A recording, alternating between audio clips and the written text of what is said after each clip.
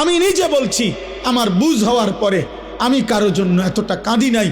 আমি আমার এই নওজোয়ান শহীদ শরীফ উসমান হাদি রাহিমাহুল্লাহ তাআলা, তার জন্য আমার চোখের পানি যেটুকু পড়েছে।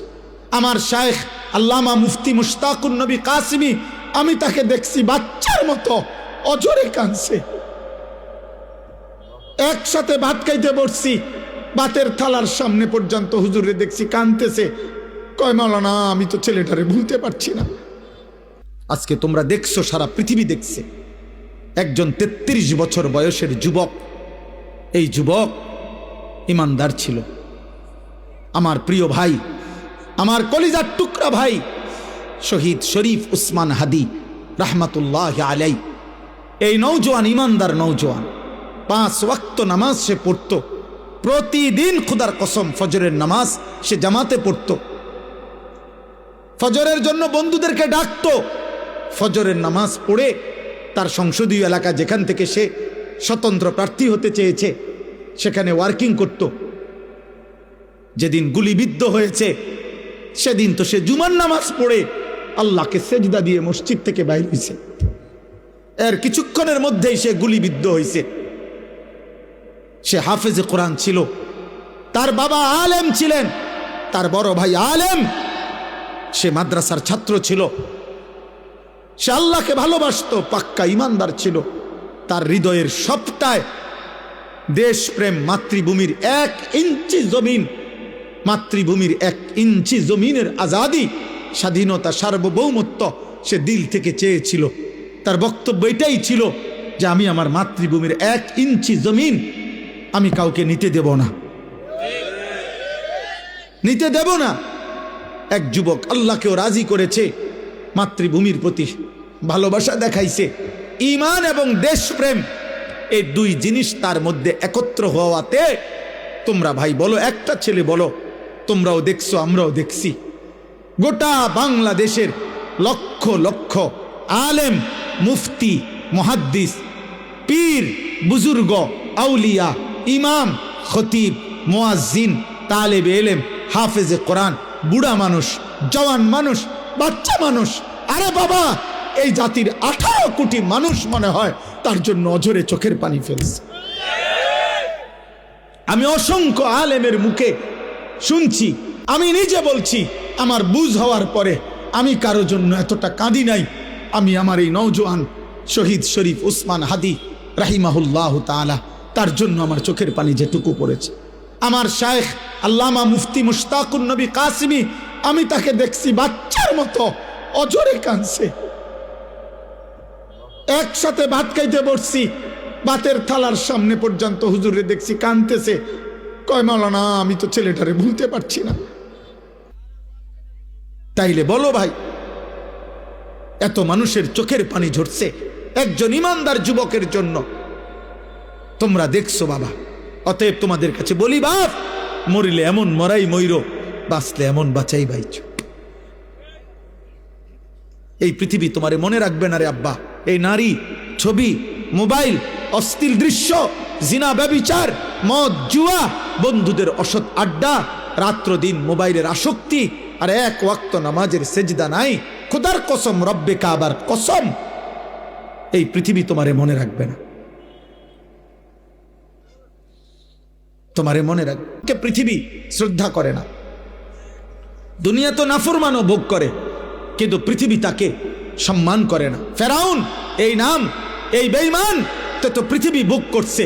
সে তো বাদশা ছিল, কিন্তু আজকের পৃথিবীতে কোনো মানুষ মুসলমান দূরে থাক বেটা, কোনো মানুষ কোনো কুত্তার নামও রাখে না ফেরাউন।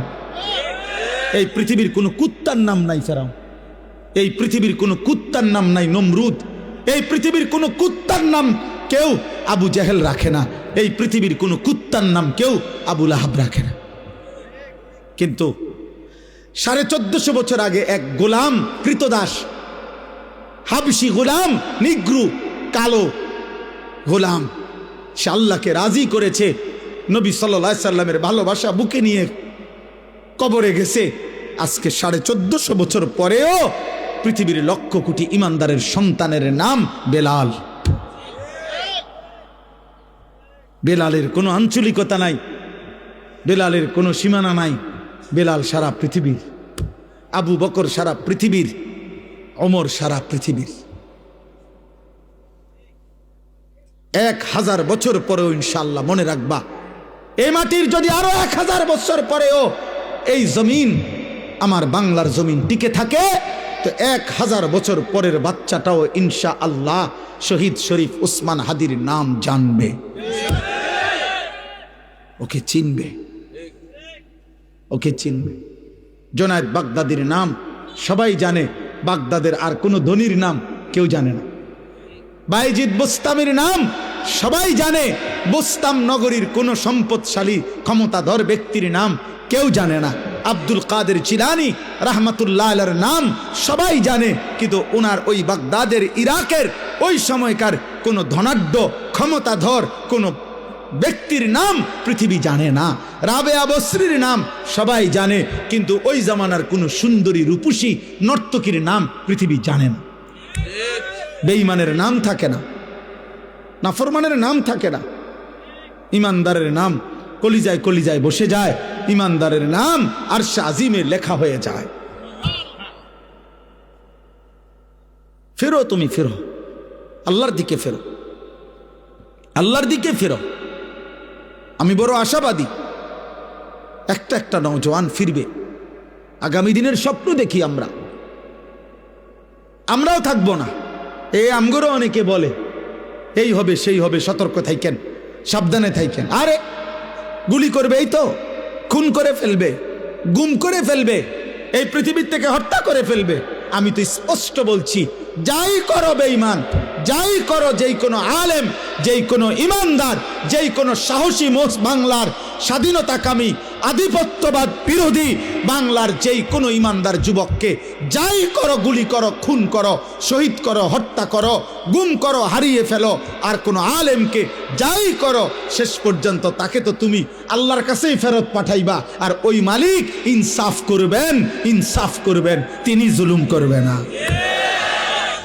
ঘুরে এগারাই আমারে কই ফাটাইবা? আল্লাহর কাছে তো ফাটাইবা, আর কি খালাস, আর অসুবিধা কি বেটা? হ্যাঁ, গুলি করো আর ফাঁসি দাও, পাঠাইবা কার কাছে? তো সারছে তো, উনি তো সব দেখছে, উনি তো সব জানে, উনি তো জুলুম করবে না। আল্লাহ জুলুম করবে? খালাস, আর চিন্তা কিসের? পরিবার, বিবি বাচ্চা কিচ্ছু হয় না, এ আস্তে আস্তে কাব্যে কুব্বাইয়া দাঁড়ায় যায়, সবে জিন পার হইয়া যায়। কত এতিম বাচ্চা, কত বিধবা নারী এই পৃথিবীতে শেষ পর্যন্ত আল্লাহর দয়ায় এই টিকে গেছে। এতিম মানুষ পৃথিবীতে বাঁচে না, এতিম মানুষ গদ্দুয়ার করে না, এতিম মানুষ বিয়া করে না, তো তো কি হইছে?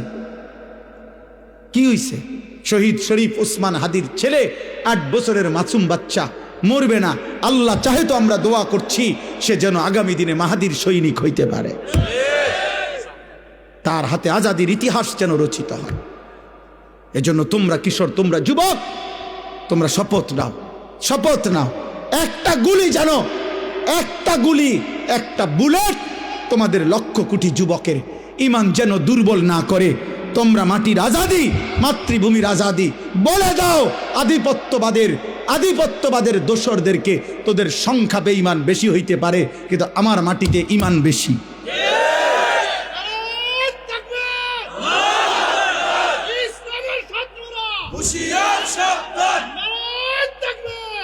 আমাদের জমিনে ইমান বেশি, ইনশাআল্লাহ, ইনশাআল্লাহ।